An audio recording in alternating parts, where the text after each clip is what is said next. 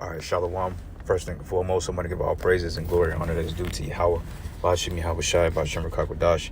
Double honors to the elders, the apostles of Great Millstone. Peace and blessings and salutations to the hopeful elect, noise in the gospel abroad, lifting up the standard of Yahweh, Bashim Yahweh Shai, wherever it may be. Real quick, this is just a lesson for you younger brothers out there, or some of you guys that may not have a topic and you don't know what to speak on, because I'm not gonna lie, the spirit is pretty heavy. It's a lot of different topics to go into, to the point it's very overwhelming, because you don't want to seem to speak on the same topics, but you have to understand that we're in those times too, that we are in the cusp of two major prophecies coming to pass. So a lot of your topics will be around these two prophecies going into the chip and the coming deliverance. All right. For those of you out there that just don't know how to tap into the spirit, for one thing, you want to pray to the Most High, ask him to increase the spirit that you can do more, if you can. Now, that's not saying just put out a bunch of meaningless videos. I mean, all your videos wouldn't be edifying, of course, because edify means to build. So it's ultimately about edifying, and you can edify somebody with a 5-minute video. It's simple through the spirit. All right, so I'm gonna just do a word search, but I want to read the scripture real quick. This is the book of 2 Corinthians 11:3. It says, "But I fear lest by any means all the serpent beguiled Eve through his subtlety. So your mind should be corrupted from the simplicity that is in Yahweh Shai." Okay, so I'm gonna go into this word simplicity, and off this word simplicity, I'm gonna build on it. All right. So word simplicity goes into the Greek word, which goes into hapotos. Matter of fact, I'm gonna let him pronounce it. Haplotes. Strong's G 572. Haplates. Haplates. Oh, Haplates. I was way off. Not fluent in Greek, but it goes here. It says to singleness, simplicity, sincerity, mitsu, honesty. Okay, you want to be sincere what you do. Okay, a virtue of one who is free from pretense and hypocrisy, not seeking or not self-seeking, openness of heart, manifesting itself by generosity. All right, so right here, it's about just being sincere, being honest, being open, being simple in this thing. We don't make this thing too hard than what it has to be. So what I'm gonna do, just off that word simplicity, right? You can go here and you can go back to the interlinear. You can build on that. All right. So if I go to here, simple, and it give me several scriptures where this comes up at. So I did a word search on simplicity. Now I can just build off these 3 precepts alone. All right, because for one thing, you want to always be on point. You always want to have at least 4 precepts. In some cases, 3, 4 scriptures say precept upon precept, line upon line. We usually give the minimum of 4 precepts going into a particular topic to prove your point. But we know the spirit is quick paced. Sometimes 2 or 3 precepts can back up your claim, but also thoroughly expounding on things. Don't make it too harder than what it has to be. All right, so matter of fact, let's start at Romans 12 chapter 8 verse. And actually, Romans the 12th chapter, we can start in the first verse, because the whole chapter is pretty much good going into what I'm talking about. So anyway, let's start at verses 1. It says, "Therefore I beseech you, brethren, by the mercies of Yahweh, that ye present your bodies a living sacrifice, wholly acceptable unto the Most High, which is your reasonable service." Okay, so that's the least we can do is teach. That's within the term of reason, or that's within the realm of reasoning, going out and doing the work of the Most High, man, not being slothful. Now, like, every man is given his particular measure. Your diligence may not be the next man's diligence, but this is just for you brothers out there that may have a hard time coming up with a topic. Go to the concordance or do a word search and type in the precepts and see what comes up, and you build off that, trying to get to understanding of what precepts match and what don't. Just don't be reading a bunch of empty scriptures that don't equate to not the topic you're talking about, because that's out of the spirit. You want to make sure the precepts you're pulling is in line with what you're going to speak on. Or if you looking at the precepts, you build off what you're speaking on. Like if the precept, like right now, this lesson is about the simplicity of doing shows. So basically what I'm doing now is going into the simplicity of building the show, going into the words, and I found the precept simplicity, and we're building off that to show you how it comes up. Okay. It says, which is your reasonable service. So you guys out there that's been in this thing for some time, there's no excuse to get weak. There's no excuse to be sitting around like, I ain't got a topic. think of a topic. Sometimes you got to force yourself to get in the spirit. Like Apostle Ariam Lob said, he said, look, sometimes you got to strike when the iron is hot. You know, sometimes you sit on things and the spirit will take it away from you. Like, it been times that I was hot to do a show at the particular moment, but some shit came up at work. And when I did the show later, it didn't have that particular fire or that intensity that I wanted to have when the fire hit me at that particular time, because I got distracted. The lesson still came out, but nonetheless, man, you know, when the lesson hits you, the spirit hits you, want to go ahead and go. And sometimes, man, you got to look for the spirit to come get you. You know, and I'm not saying that out of presumptuousness, you know, I'm not saying you got to just do something out of presumptuous, but sometimes you got to look for things so the spirit can hop on you. And that's what I'm talking about looking for the spirit. Sometimes I got to go through videos or hear a certain phrase or read or do something in order for the spirit to hit me. I'm like, okay, that's a good topic. Spirit, like, go into that. Okay, that's what I mean by finding the spirit.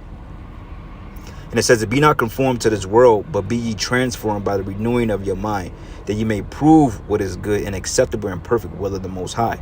For I say, through the grace given unto me and to every man that is among you, not to think of himself more highly than one ought to think. And now that's a hell of a precept. I should have brought that out of my lesson the other day. It says, but to think soberly according to the Most High have dealt every man the measure of faith. So every man have his particular measure of faith. Okay, some men have greater faith than other men. Okay, depending on their lot. Like we always go into the example of when I believe it was what's his guy's name again? He was of the 12 at the time, but Philip, I believe he required to actually touch the Lord to believe it. While some men don't require Psalms. Some brothers, they don't require to see chariots. Some brothers require to see that in order to give them a boost. You know, and then some brothers, they need to see it, and they don't see it, it discourages them. But you still got to stay in the spirit. Because obviously, if you're not seeing chariots, you can't look it upon yourself like, oh, I'm wicked. Sometimes the Lord may know you have more faith than what the average brother may have to see. So you got to look at it on both angles. Well, the Lord ain't showed me a chariot in a while. Why? You know, maybe you don't need to see it at that time. Maybe the chariot is meant for somebody that's going through something. Because I notice I see chariots when I'm at my lowest. You know, and the Lord showed me the chariots. But it says here, for as we have many members in one body, and all members have not the same office. So we understand that certain men are going to have more measure than other men. We understand that. But you want to do your due diligence in your particular office. If it's your job to be a help or a reader or whatever it be, you know, holding signs, whatever, you make sure you perform that with the best of your ability. Okay? It's just no different than a CEO of a business, and then you got the janitor that cleans and mops the bathrooms. I mean, at the end of the day, he got to do his job so he don't get done away with, man. You know? And for you brothers out there that your portions is not being prophets, man, shit, you got a lot easier than we do, because, hey, man, I mean, y'all, just some brothers are not apt to teach. Some brothers got illnesses. Some brothers can't stand out there. Some brothers got, you know, particular ailments they got that it's not required for them to go out into the highways because, you know, their health is involved. You know, but you guys, you still have to do things too. You still have to make things edifying or somehow get this understanding out there, even if it's not your job to be pumping out shows. Find your speed and you deal with it. And don't just be saying, well, I ain't a prophet. I don't think I'm a prophet. So you don't have to have the excuse of going out there to teach, because you had that too. Many men try to pull that I'm not a prophet card. Shit, man. Hey, I tried to pull it when I was real young. I was like, you know, maybe you ain't meant for me. Maybe I'm a secret disciple of Yahushua, because Yahushua has secret disciples. Brother looked at me like, man, nigga, you tripping. He said, you a prophet. You know, but I, just like any other prophet, man, they ran from it. They didn't want to have to deal with this, deal with the madness of these people. Jonah did it. When the Lord called him, he ran. He said, fuck this, I'm out. You know, and that's the spirit I had. I said, oh, shit, I got to do this, man. I tried to burn out. Lord basically swallowed me up, man, and spat me out where he needed me. It's funny now I think about it. But I battled that a long time. I'm like, man, shit, I ain't no prophet. You know, but in my spirit, I already knew. I'm like, yeah, you're going to have to take on the mantle, bro, and do this, man. So symbolically, I was put in the belly of the well, and the Lord spat me up, man. I call hell. And the Lord, like, I'm going to keep jacking you up until you step into your lot. You know, and hey, here we go. So, hey, brothers, hey, we done all tried that trump card. But anyway, it says, so we being many are one body and anointed, and every one members and of another, but having then gifts differing according to the grace that is given to us. Okay, different gifts. Whether prophecy, let us prophecy according to the portion of faith, right? So that's the point, man. You got faith and you know you a teacher, then prophesy, man. Okay, like some brothers can put out deeper lessons than other brothers, but that's not to discourage you brothers that may not be so deep in the knowledge. That's not to discourage you and say don't try, and do your best. Make your basicness the best you can do, because shit, that's all you really need is the basics.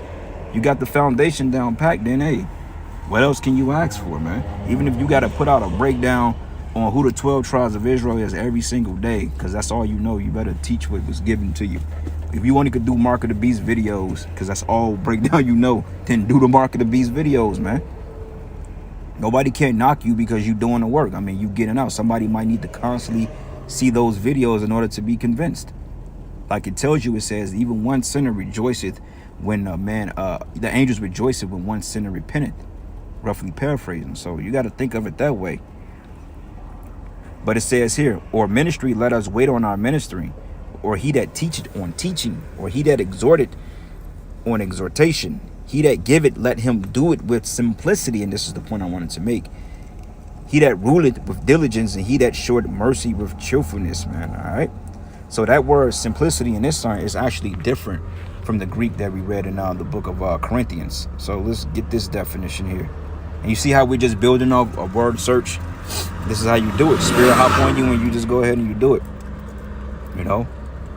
And this goes into singleness, simplicity, sincerity, mental honesty, virtue, or free. Oh, actually, no, this is the other one. The one I wanted was in Corinthians. I think that was supposed to be a different definition. But you brothers get the point.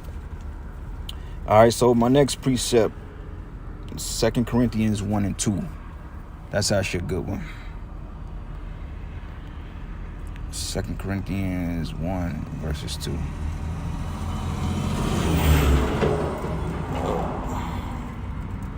No, 1 and 12. All right.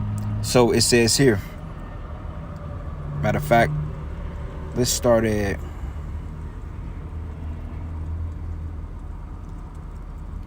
It started 12. It says, for rejoicing is this, the testimony of our conscience, that is simplicity and godly sincerity, not with fleshly wisdom, right? It's all through the spirit.